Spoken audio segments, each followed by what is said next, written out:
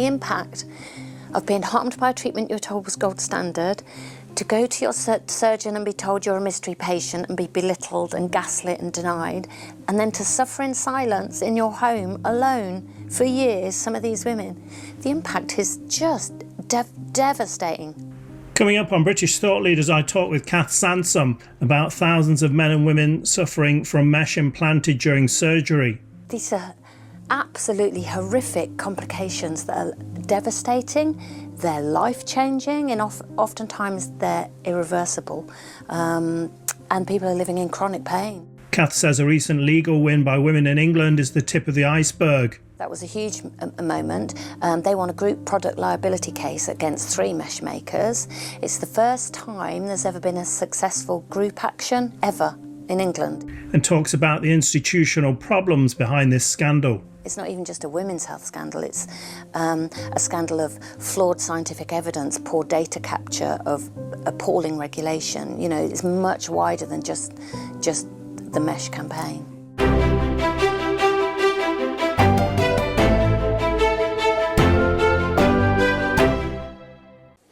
Welcome to British Thought Leaders, I'm Lee Hall. Today I'm sitting down with campaigner and former journalist Kath Sansom. Kath, thanks for joining us. Thank you for inviting me on. So you run the campaign Sling The Mesh. Could you tell us a bit about what the campaign is about and why it's important? Yeah, so it was a campaign that began out of personal experience. Back in 2015, I had what I was told was a simple surgery to fix embarrassing bladder leaks after childbirth. I'd had 2 big babies. More than 1 in 3 mums get this problem, and I was offered this simple surgery and thought, why not? Came out in terrible pain. I couldn't believe how much pain I was in, and Googled online and found some of the women suffering, but their voices weren't being heard. So within 2 weeks of that surgery, almost 10 years ago now, I set up Sling The Mesh. There were 20 of us, and there's now almost 11,000 from around the world, men and women actually, who've had mesh implants as part of their operations. So how big of a problem is this? I mean, obviously there's 11,000 in your campaign, but you know, more widely. Well, it started out a women's health campaign, and then I quickly realised actually this surgical mesh is used for a lot of other operations. So it's also used in hernias, so that's why we have male members. It's also beginning to be used quite widely as part of reconstruction operations for women who've had a mastectomy. So mesh is used in some of those surgeries. It's used for prolapse, bladder leaks, and also frighteningly as part of some shoulder repairs if you've perhaps had a muscle tear.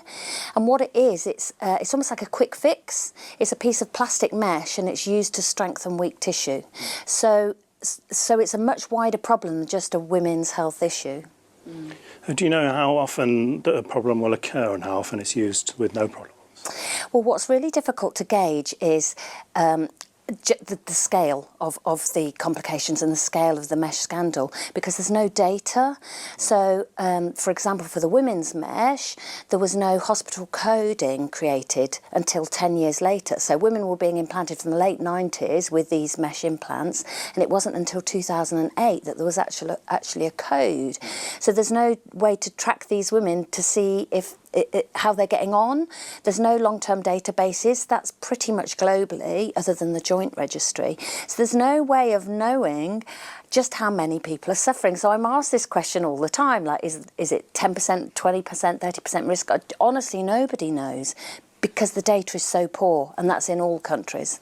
And that's something that really needs to change. So is that an easy thing to change, do you think? Oh, it's an absolute nightmare, if I'm honest. The first hurdle, if you like, was having our voices heard. So even as a former journalist, I had a pretty good idea of how to tell a story and how to raise awareness and how to gather momentum. But I found that I would have doors shut in my face because there wasn't the data to prove the scale of complications. Journalists and indeed politicians in the first sort of 18 months really were a little bit hesitant to support me because I didn't have the evidence, but the evidence wasn't out there. So finally I did go to Portcullis House with my local MP, and there were some others who came along to listen, and at that point they realised, hang on, there is something here, let's set up an all-party parliamentary group, and that was back in 2017. And once we had that political lobby group, if you like, it enabled us to put a bit more pressure on the the government. And in 2018 there was the Baroness Cumberledge Review, which began into mesh, Primados and Valparate, 3 women's health disasters. But I think without that, I have a horrible feeling I would still be out there desperately trying to get people to take me seriously.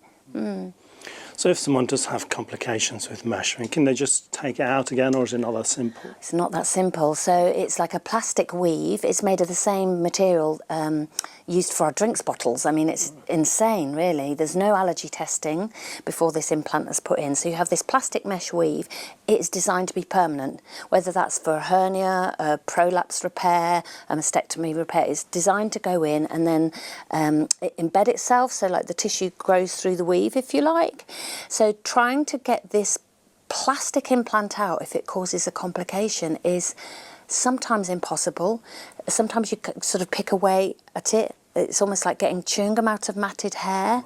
For some people, if it's created like an infection, sometimes that is a little bit easier to remove, but it's really complex and can be very dangerous surgery. And in some cases, it's impossible and cannot be removed. Really? So what's life like for those people in that situation? Well, for women and men on the page, if they can't have their mesh removed, or indeed if they've gone for removal and only had a partial simply because it can't be found, because it's so deeply embedded, or it can't be removed because it's too dangerous to, they live in chronic pain. What happens if you cut the mesh, it can, like it has hardened edges, that can then cut into nerves and tissues. Even without removal, the mesh edges are very, very hard, and it can almost act like an internal knife. It can become brittle, so it can start cutting into, like I say, nerves, tissues. We have men in the group where mesh has sliced their spermatic cord after a hernia repair. We have members where the mesh has sliced into their bowels or bladders, and they've now got a colostomy or a stoma bag. Women where the mesh has sliced through vaginal walls. Do you know what I mean? These are absolutely horrific complications that are devastating. They're life-changing, and oftentimes they're irreversible. And people are living in chronic pain. So what's the kind of period of time from someone having an operation and mesh being implanted to them experiencing problems? That's such a good question, because it could be instant, like me. My pain was instant, so it's very clear of causation. But we have members on the groups, it can take months or even years before complications cut in. So we have one member who, her mesh sliced her urethra 16 years after implantation. So she was fine for 16 yeah, years? Fine for 16 years. Another guy, he had a hernia mesh. I think his was fine for about 2 or 3 years.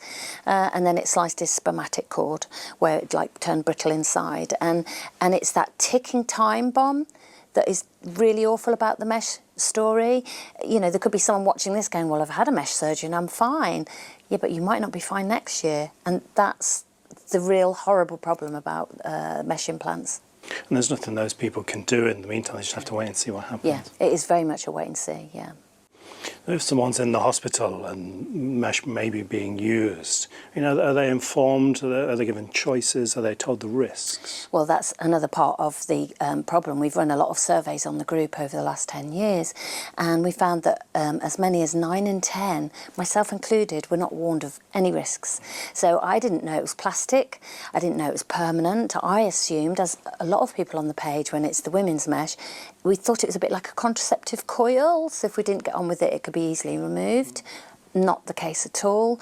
You're not told that the plastic material can cause allergies, food intolerances, rashes, autoimmune diseases.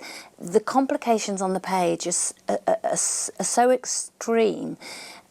There's like 2 elements. There's the pain element, but there's also this autoimmune element too. So when you have these complications, like I say, it's life-changing, but moreover, you're not warned. You don't know that this is a possibility. So you haven't been able to make a fully informed decision. And why are we in this situation when we know about this product and it's still being used so much? Well, the short answer is it's a quick fix. So on paper, it's the accountant's dream. If you're presented with a patient that, say, has a hernia, or say a woman with a prolapse, the traditional repairs of using skilled stitching with an experienced surgeon, that might take maybe 2 to 3 hours. Whereas you have a piece of plastic mesh, that could perhaps take 20 minutes, half an hour, 45 minutes. So on paper, it seems like a really great quick fix. It's almost the equivalent of going to a very talented seamstress to take up your hem on your trousers, or using a bit of Wonder Web. It's that simple. It's a cheap fix. But of course, campaigners like myself and many others globally indeed are trying to get across that long term this is costing so much more money in treatments, pain medication, patients who are depressed and suicidal. Long term it's costing a lot more. Where does responsibility lie for fixing this? Is it a government thing? Is it healthcare professionals? Is it manufacturers? Oh my gosh, that is such a good question. There are so many strands to this. So regulators should be regulating better. So in this country we have the MHRA. They don't track and trace long term the harm of medical devices. There's something called the yellow card system, which I know got a lot more publicity during COVID. Now, public you or I can report to that, and doctors can report to it, but it's voluntary for doctors to report. Now, I've been putting pressure on to call for it to be made mandatory, because unless it's mandatory, doctors are too busy to log complications. They're not corrupt, they're just busy. So 2/3 of mesh complications were missed because of this voluntary logging system. And then once we have a mandatory logging system, we need regulators like the MHRA to actually look at it and spot trends of harm and pause treatments like mesh when they see lots of people coming forward with complications. So that's the regulator. When we look at approval, it is so outrageous. A toaster will get more safety checks than a medical device. I mean, that's mind-blowing. So there's something called equivalence in the UK, and it's called the 510K in America. And what it means is if there's something already on the market, then you can have your new medical device approved because it's equivalent. No real proper safety checks. They're not looking at the material. You don't need to do any sort of present any evidence to anybody. That equivalence route surely needs a more robust system so that we're not just carte blanche having medical devices approved causing harm. And then, of course, the NHS, surely they must be seeing women coming forward when we're talking of the pelvic mesh scandal, but we all hit a wall of institutional denial, so there's responsibility lies there also. So it's multi-strands, but we need to do better. What are the key changes you would like to see? Well, the mandatory reporting of complications to the yellow card by doctors, that's really key. I want to see a Sunshine Act for the UK. They've got one in America, Denmark and France. And what that does, that puts the onus on industry to log all of the money it gives to the health sector. Now, the reason we need that is millions is given to health charities, lobby groups, doctors, researchers, teaching hospitals, surgeon societies, millions every year, not just America, UK, globally. And that's not some philanthropic money. Obviously, you know, that can be very persuasive to key opinion leaders or someone writing a piece of research. Now, campaigners like me need to be able to see the money that's going into the health sector, because it can cause prescribing bias, and it can affect research integrity. So if we're having new papers coming out in scientific literature that's promoting a certain treatment and saying this is really great, which is what happened with mesh, if I can then go to the Sunshine database and say, well, hang on a minute, all of this scientific literature has been funded by consultants who are paid by Johnson & Johnson or Boston Scientific. Do we not need a little bit more cynicism here about the ethics of this and whether their results are actually as positive as they're making it out to be? So Sunshine Payment Act. And I think listening to harmed patients, and that goes for NHS and government. We saw in the summer a group of women win a legal case in England. Could you talk a bit about that? It must have been quite a big moment for you. Yes, that was a huge moment. They won a group product liability case against 3 mesh makers. It's the first time there's ever been a successful group action ever in England. Even the metal hips failed in 2018. And I don't know if you remember the pit breast scandal. Those cases ran through the French courts. So this mesh successful action so groundbreaking because it's the first successful group action. It's David and Goliath. It's showing that the little person can take action against the pharmaceutical and the device giants. However, it was just 140 women, and there's thousands in my group alone who haven't been able to be part of that group action. So there's still a lot needs to be done.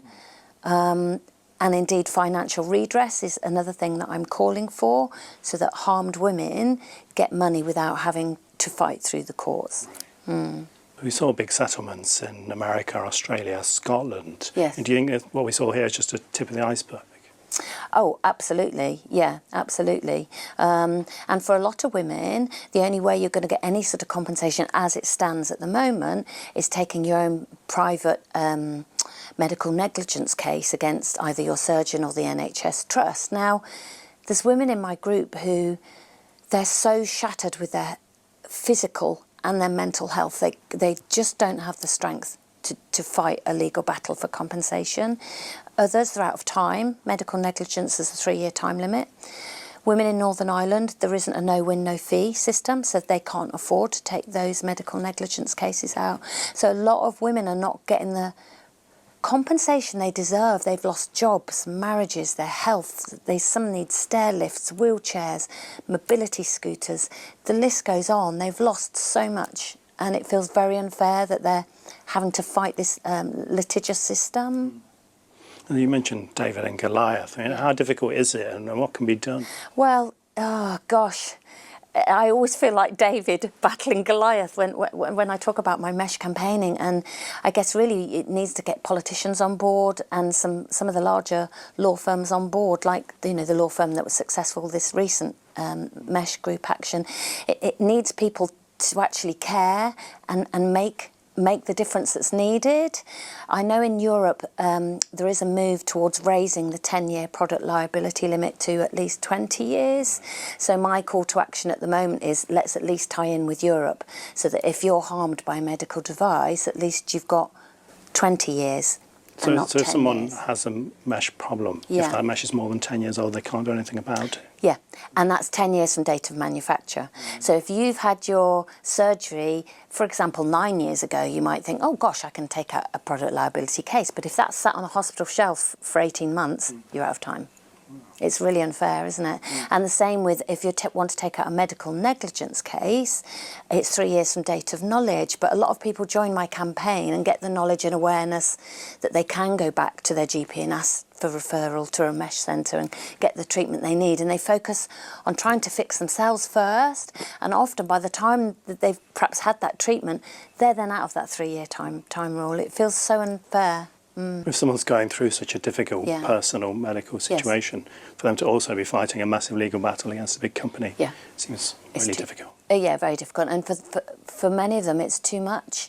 1 in 4 on my page are suicidal, have suicidal thoughts. You imagine you've had a really healthy life, you've trusted your doctor, you've had a simple surgery, you're like, brilliant, I'm going to get my life back on track. And instead, your life is shattered, and that's a really big leap of faith to be able to get over that. And we have a lot of women on the page, they just can't, because their lives are so ruined that they're just plunged into depression and anxiety. The one term I noticed a bit researching this is gold standard. People were told this product is gold standard. Obviously, for all these people with complications, it is not. No. How do you think this has damaged people's trust in medicine? Shattered it. Absolutely shattered it. And that phrase gold standard is something that's a hallmark of the mesh scandal. It was so aggressively marketed in the late 80s and early noughties, and that gold standard, I mean, I remember it in my consultation, my surgeon telling me how lucky I was that I was the right candidate for this gold standard surgery. And it, us as campaigners and myself as an advocate who's been in this arena, if you like, for nearly 10 years, I find it quite sickening to hear that word gold standard when I'm like, come and oversee my page as an admin just for a week and hang on. Oh, sorry. All right. Gosh. And have a look at women in, they're posting all hours of day and night and their lives are honestly ruined. and they don't want to be here anymore. And these are women with great jobs, like thriving careers, amazing hobbies, and they've lost everything, and the only thing keeping them going is that they can come to the page and they can meet with other like-minded people who understand them, because a lot of people, even their friends and family, perhaps don't understand them. And the impact of being harmed by a treatment you're told was gold standard, to go to your surgeon and be told you're a mystery patient and be belittled and gaslit and denied, and then to suffer in silence in your home alone for years, some of these women, the impact is just devastating. Yeah. So I know you've won an award recently for your campaign. I think we're getting some insight into how important it is. I mean, can you talk a bit more about what you do? Oh, gosh. Just to sum up what I do, so I guess on a day-to-day basis I oversee a page of nearly 11,000 people. There's only a small admin team because it has a huge impact on your well-being, actually, seeing so many people who are harmed. You have to, you know, I have to really work hard on looking after my own well-being to oversee the group. So we sort of approve new members, approve posts, sort of check if someone's posted, you know, do you think we're okay? Does anyone perhaps need a private message? If someone needs information, do we need to signpost them to places? It's acting as Mesh spokesman for the First Do No Harm parliamentary group, writing press releases, keeping on top of the social media, like horizon scanning the political landscape to see where I can maybe gather political support or media support to get stories out there. And all of this while being obviously mesh injured myself and working full time. So it's really hard, and that's only really a minutiae of what it means to run a campaign. It is constant, you know. I might go on holiday and I'll still be checking in on my emails, sitting around the pool, writing a press release to send to media. You know, that's been 10 years of that. Honestly, I don't stop. And I think a lot of the other campaigners in other mesh groups will say the same about their advocacy. You become so passionate about supporting the people within your group. It becomes so important to you to be their voice. So I never stop. It sounds very difficult, but very rewarding at the same time. Yeah, 100%. It has been cathartic running the group, for sure. It has also been difficult. But equally, we have made a difference. There's been the first Do No Harm report, which came out by Baroness Cumberledge. So there were 9 key recommendations in that for redress, better data, sweeping change of the MHRA. But of course, these things are so glacial, and they don't just happen. It needs me to keep pushing. It needs politicians to keep pushing on my behalf. It needs to keep the media momentum going so people are actually interested, to want to support. There has been a lot of awareness raising done, but in all honesty, tip of the iceberg. It really is. You mentioned the political support. What difference did that make in taking things forward? That was huge. That gave it the gravitas to realise that we were like a serious campaign group. These were proper serious issues that women were suffering. We'd very much been made to feel, or women before I came along, if you like, had been very much made to feel that they were a little bit hysterical and they perhaps weren't dealing very well. Retrain your brain to manage the pain was the sort of mantra that was going on, and having the political support gave us the gravitas to realise that this is a patient safety scandal. It's not even just a women's health scandal, it's a scandal of flawed scientific evidence, poor data capture, of appalling regulation. You know, it's much wider than just the Mesh campaign. If we look at the medical manufacturers, they have a lot of funds for lobbying, marketing. And do you think that's playing a positive role? Oh, gosh, well, this is why I want a Sunshine Payment Act. So there's certain research that has come out. I'll tell you about one piece of research. It was carried out by a Scottish consultant into a particular type of bladder mesh sling. He failed to disclose £100,000 of funding from Coloplast, makers of the mesh he was trialling.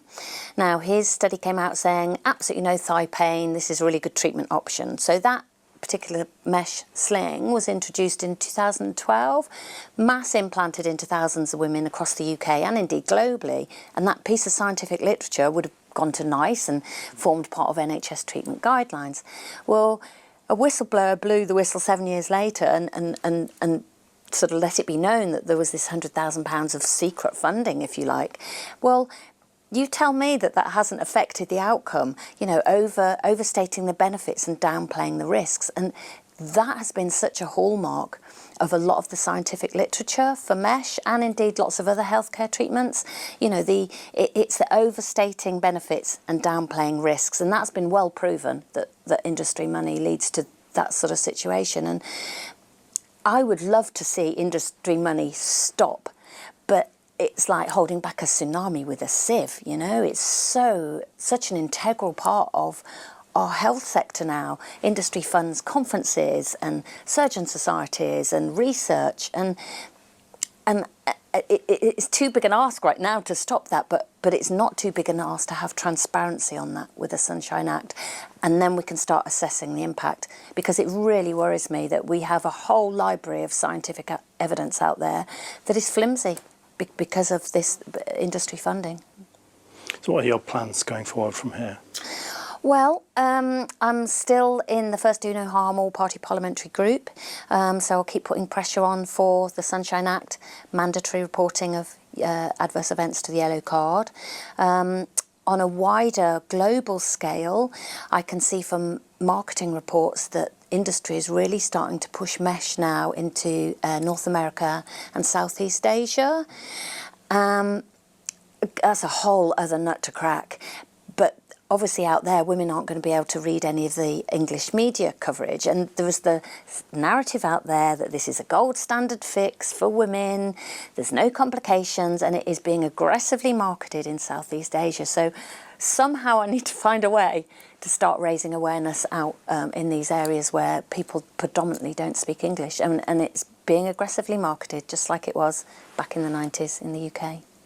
How is that justified when all these things are happening and that's happening? It feels so unfair. Yeah, it's not justified, you know. But we're in a situation, I would say, where profits come before patient safety, and we're in a culture that there's not enough cynicism, I'd want to say, from maybe journalists even health journalists. There's not enough cynicism of the scientific evidence.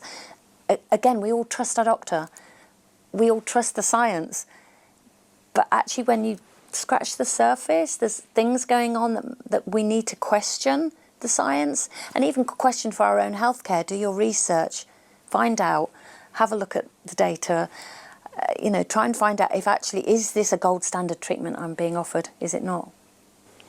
Kath Sansom, thanks for joining us. Thank you.